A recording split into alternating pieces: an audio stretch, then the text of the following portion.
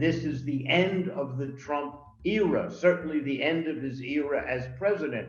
It also represents, to my perspective, the decline of the United States. We see the rise of China, we see Russia, we see other countries. At one point, we hoped that Brazil would be one of those rising BRICS, etc. But this shows that American moral authority is in decline. The decline of the United States as a moral authority, not just military or economic, has dire consequences for the rest of the world. And I can imagine in Beijing and Moscow, people are now laughing and say, oh, this opens a window for us. As the world needs a certain degree of leadership, the United States is no longer the leader. Now we can be more assertive. So there will be a vacuum in world leadership that Biden will have enormous problems in picking that up. It's become so polarized between the right and the left. There is very little center now. And Biden's going to have to figure out a narrative to be inclusive. I'm not surprised. I've been in the South. I've seen racism. I've seen poverty in New York City.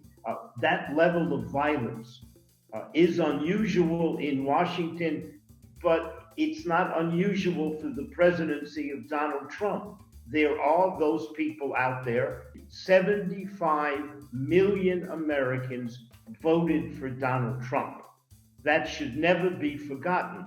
Over 100 members of the House of Representatives continue to say that the election was a fraud even after last night. So there is a part of the American population that he is attractive for, and he has become their leader. First of all, I hope he'll wind up in prison because of fiscal fraud. Second point, everyone is focusing on Trump. I don't focus that much on him. I'm focusing on 75 million people who voted for him. What's going to happen to those people? Even if Trump is not there, those people who were in the Capitol, those people with Confederate flags, those people who carry guns around all the time, what's going to happen with them? Trump became a hero to certain other leaders around the world. And there seemed to have been a certain kind of fraternity amongst the autocrats in Latin America, in Poland, in Hungary.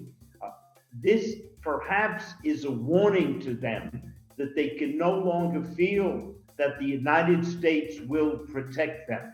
And in countries like Brazil, you have elections. What does the election mean? So if there's a larger part of the society that's willing to vote and put up with those kinds of leaders, it's not the leaders' fault. So the question is, why are the people so angry, so frustrated with the situation? And why do they react and say, I will follow this leader? People talk about Trump in 2024. I'm worried about those extreme right people. There's a woman in Georgia from Quanon. She's now a member of Congress. So those people are not going to go away.